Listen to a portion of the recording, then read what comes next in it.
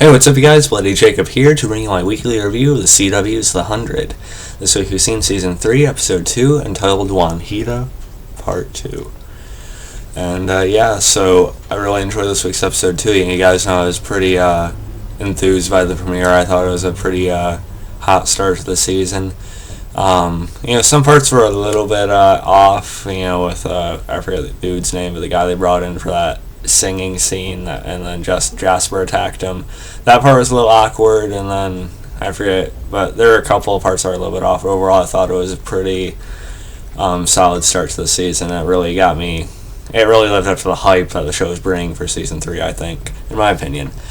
And Episode 2 right here was just as good, if not even better, in my opinion. Took my notes, as usual. And, so let's get into it. We see pretty early on in the episode, pretty much right at the beginning, Bellamy, Kane, Monty, and I forget the girl's name for some reason, but, the African grounder, sort of like the second in command to Lexa, the one who was sort of like Octavia's mentor. They're all captured on the search for Clarke. Supposedly taken by grounders, or the Ice Nation, section of the grounders at least. But then they take their masks off, or one of them recognizes Monty, and it turns out to be his mom. And this whole group turned out that they're basically just disguising themselves as grounders, to fit in, or to not fit in, but to basically hide themselves and then kind of take their opportunities to survive and get what they can. They've obviously killed a bunch of grounders along the way, just to make it easier to set up ambushes or surprise attacks and things like that. It turns out to be another group from the Ark, actually, from back when they were actually in space. And we never met them in Season 1, though. So it's a little bit odd, but, sometimes shows do this to, add on different characters and stuff like that. So it's fine, you kind of just gotta roll with it. And I'm alright with it, because I like the dynamics that certain characters that we know now, what they're introducing. And we'll get into more of that a little bit later. Let's see, one of them is named Charles Pike. He was apparently a teacher on the Ark. We'll talk more about him a little bit later. He was a guy that was being pretty hyped up in one of the trailers, though. The one that was sort of like, rising into leadership at Camp Arcadia and stuff like that. But again, we'll talk about him in a few minutes. So it's kind of surprising that Monty would see his mom again, because Monty's not a character that really got a lot of focus. Season 1, he was definitely a comic relief along with Jasper, and Jasper got some really serious development as it went along, and Monty's sort of like a supporting, almost not quite minor character, but just kind of supporting type of character, I guess. So this could introduce some good stuff for him, and it really did in this episode. He did get some good scenes of him trying to find out what happened to his dad from his mom. Then eventually we end up hearing, this sad story about how they landed in the snow, and that's how they managed to survive when they landed. And you hear the story about how his dad's died saving kids from the cold and stuff like that before they were attacked or something like that. I don't know, the details are kind of scarce on that, but it was still kind of tragic. And we got to see some good emotion from the actress playing his mom, so I thought that was a pretty well done scene. We have a lot of other stuff going on, though. Of course, Zach McGowan's character, who's called Rowan. Zach McGowan, we watch him on Black Sails. That's why I know him from. He also had a little role in Dracula Untold, which is cool. He was also on Shameless, which I need to watch more of. I still haven't watched the first episode of Black Sails this season yet, but I'll get to it. I'm not sure if I'm going to review it with actually having a job now, but we'll see how it goes. I still am watching it, though, when I can. But it's still really cool to see him on here. I think he fits perfectly as a grounder type of character. He just has the look, the voice, and the personality for it that I really think he can get into the role and be believable. So he's dragging Clarke around, or Wanheda, as I should call her. I've heard people pronounce it Wanheda, and I've heard other people pronounce it Wanheda. I don't know. We'll go with Wanheda for this week. Clarke, tries to, of course, make a break for it a couple times. And there's my cat. As you guys know. What she gonna do? What she gonna do?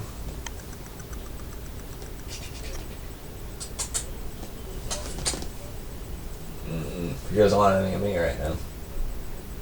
He's just sort of almost getting to the door again, but licking her lips. Now she's going to the door. And here we go.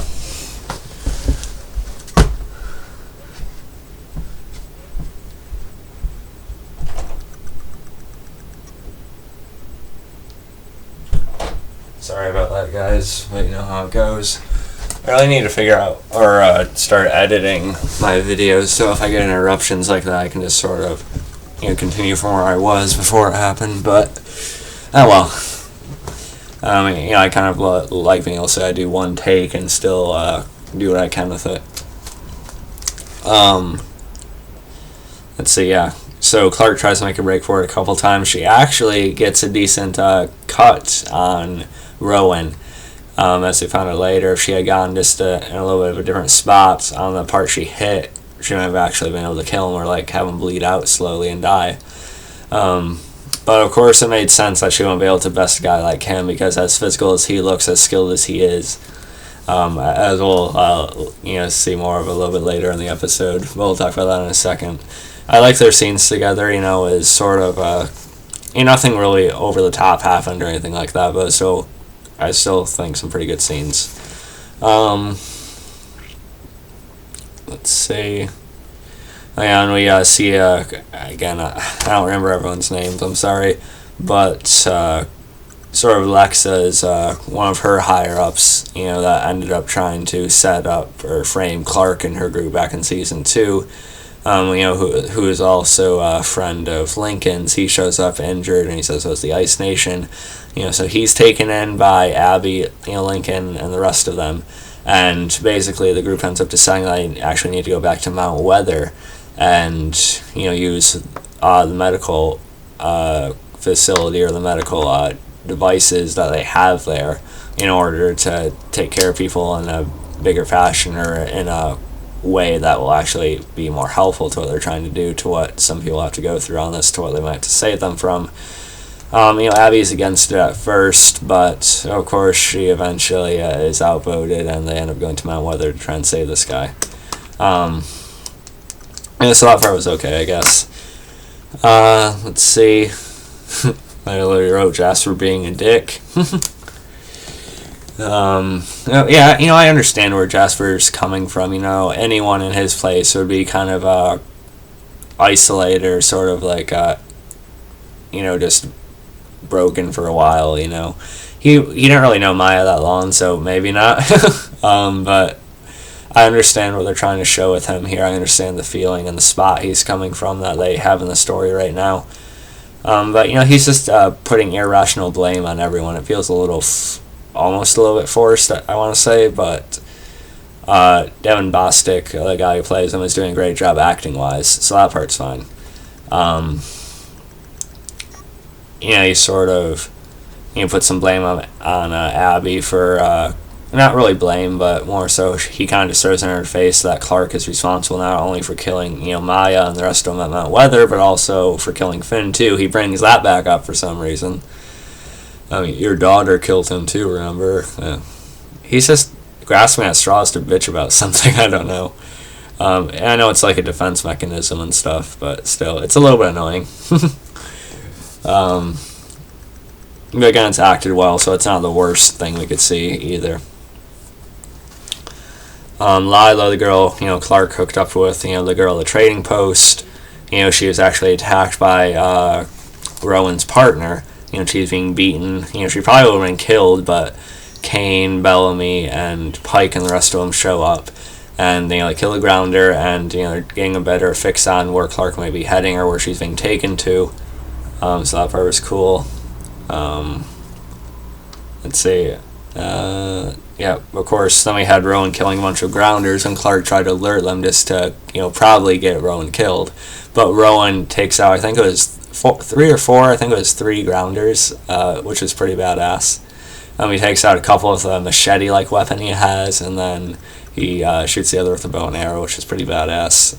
It's good to see that he's no pushover on the show either. He's like one of the best physical people on Black Sails, so it's cool to see that he's like that on here too. It's going to take a hell of a lot to bring him down. I don't think he's going to be around for any longer than this season, but it's still going to be cool to have him around and see what big fight he ends up getting into. Let's see. And then he only had some stuff with Murphy and Jaha again, which, it's been okay. I really like Jaha's character, but the way they've been handling his story since season 2 with the whole City of Light thing, it's kind of brought it down for me. I admit, this the way they're writing, it's not that interesting to me. Isaiah Washington's a great actor, though, and I like Murphy, but, I was hoping his journeys with Jaha would sort of be a redemption thing for him, but it's just kind of going in a weird way. I don't really know what they're going to do with it. Maybe it'll be pretty awesome once they bring the rest of the characters into whatever this AI thing ends up meaning for everyone. I think it could be cool in the long run, but I don't know, I'm just not feeling it right now. But, we see Murphy traveling with that girl again with an arm, and, he ends up protecting her from that mutant that was with Jaha, but she ends up killing the mutant, and Murphy ends up having to save her from being killed by her partner that turned on her and alerted Jaha, who also believes in the City of Light or whatever it is. Murphy throws the AI pack, but it's not completely damaged, and he basically just drives off on that raft or boat with the girl. So, that part's okay. It was probably the weakest part of the episode, though, to be completely honest. But, characters involved are fine, but their story, what they're doing, it's kind of hurting right now. I think it's dragging out a little bit. But again, I have faith in what they're going for in the long run, so we'll see what happens. Let's see. Yep. Now we also find out a little bit more about Rowan briefly. We get little tidbits. Him and Clarke have a good scene together when he's what's the word for it? It's what Merle did to his hand on The Walking Dead after he cut it off. He burns it to cauterize the wound. Yeah, okay. That's what Rowan does here, and we find out he was actually banished from the Ice Nation, or that's what he says. He's from the Ice Nation. We find out a little bit different at the end of the episode. So we found out that about him, which is kind of really good acting between the two. Again, I like it. Let's see. We find out about the Monty stuff, which I told you earlier, but I just kind of put it out of order for whatever the reason. And I like the Kane and Pike dynamic too. Obviously, the way they're showing Pike in the trailer, it seems like he's going to become more of an antagonist type of figure as it goes on.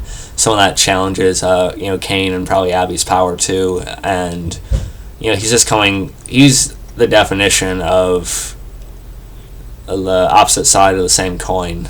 You know what I mean? He and Kane are on completely different perspectives as to the grounders and other methods of what they're trying to do. Like Pike is hell bent on killing any grounders he can. It doesn't matter which faction or section they're from or whatever.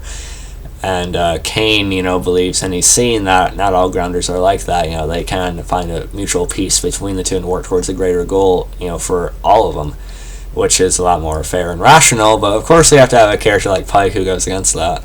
But again, I like how it's acted. And I like how they're writing it so far. So I'm really looking forward to seeing where that goes. Maybe it'll be more of a Kane villain, which would be cool, but I think he'll become more of a threat to the rest of the characters too, and it seems like Bellamy will be kind of caught in the middle, which could be fun. We'll talk more about Bellamy in a minute. Let's see. Talk about Murphy. Bellamy goes off and he dresses as a grounder. He just doesn't want to let Clarke go. They had spotted her earlier. And, but they kind of make a move because the Ice Nation was marching through, so they kind of just, go as fast after as they would want. And they also won't want him to, kill her, which he wasn't going to, but, he had to think about it from an outside perspective, too, because they didn't know what his intentions are and stuff. So we see that part of Bellamy walking as a grounder from the trailer. The trailer kind of tried to trick us into thinking Bellamy is becoming one of them too, or something, and Octavia beating him. I'm still curious to see why Octavia is beating him down like that later in the season, but we'll see. But Bellamy actually ends up finding Clarke, but he is actually attacked by Rowan, and Rowan's able to best him, and Clarke actually convinces him to spare his life, but he stabs him in the leg and tells him not to follow him.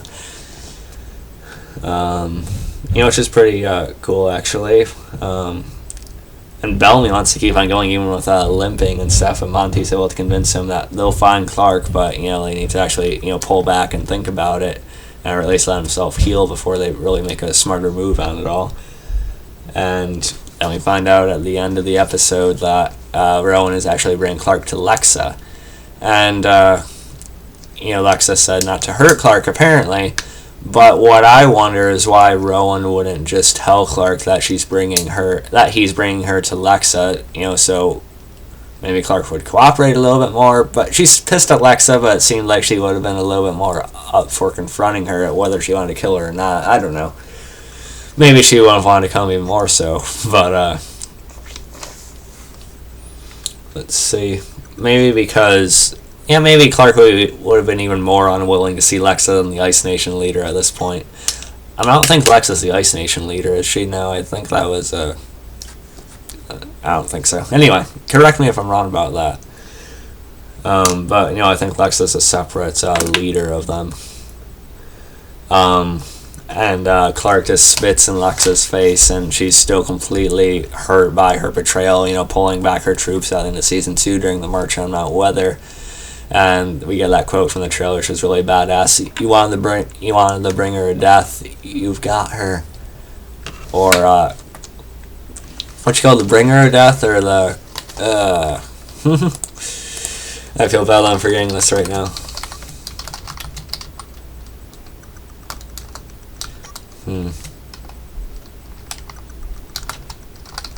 I don't know if I'm gonna be able to find this out right away.